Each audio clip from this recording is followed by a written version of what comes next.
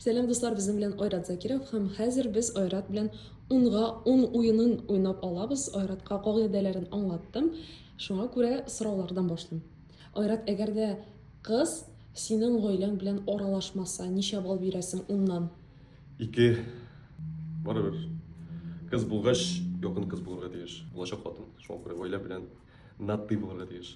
Әгәр дә син яраткан кыз ашарга пешермим дисә, ничә балл бирәсең?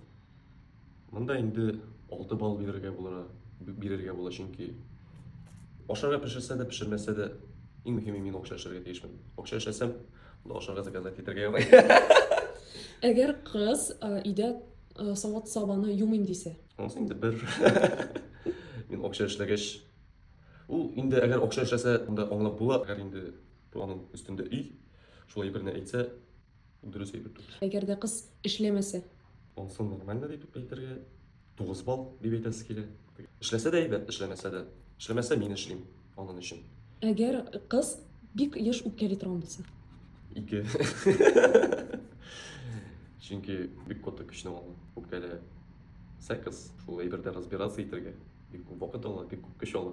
Һәм шуннан соң яшисе дә килми баш. сиңа гомумән вакыты булмаса, ничә балл бирәсең? Ну, әгәр шулай бер обговорено, ну, Алдан сөйләшенгән булса. алдан сөйләшенгән булса, 7 балл дип әйтергә була. Кызлар, Айратның йөргән кызы юк дип беләм, шулай бит? Да. Айратка ясагыз була? Була тапшырдык.